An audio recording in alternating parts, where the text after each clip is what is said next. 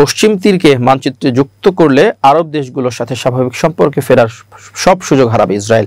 এমন মন্তব্য করেছেন সৌদি যুবরাজ ও দেশটির প্রধানমন্ত্রী মোহাম্মদ বিন সালমান। এর আগে ইসরায়েলকে এমন সতর্কবার্তা দিয়েছিল সংযুক্ত আরব আমিরাত। ইসরায়েলি গণমাধ্যম কান নিউজের প্রকাশিত প্রতিবেদনে জানা যায়, আরব আমিরাতের প্রেসিডেন্ট মোহাম্মদ বিন জায়েদের সাথে বৈঠক চলাকালীন এ মন্তব্য করেন সৌদি যুবরাজ। মূলত পশ্চিম তীরে ইসরায়েলের দখলদারিত্ব নিয়ে আবুধাবির কঠোর অবস্থানকে সমর্থন জানিয়েছে রিয়াদ।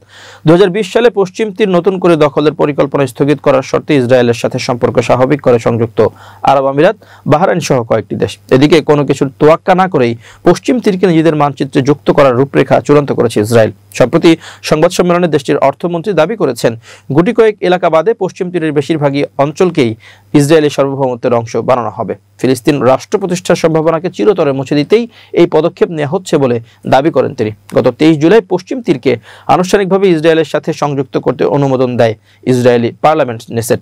সংসদের সিদ্ধান্তে দেশটির প্রধানমন্ত্রী বেনিয়ামিন নেতানিয়াহুর দল লিকুদ সহ তার জোটের অন্যান্য দলকে সেদিন বেশ উচ্ছ্বাস প্রকাশ করতেও দেখা যায়।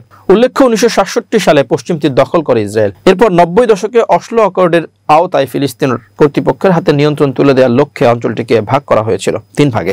5 বছর মেয়াদী সেই পরিকল্পনা আলোর মুখ দেখেনি। ফিলিস্তিনের অংশ না বুঝিয়ে দিয়ে গত 30 বছর ধরেই পশ্চিম তীর সেই 3 ভাগে বিভক্ত রয়ে গেছে।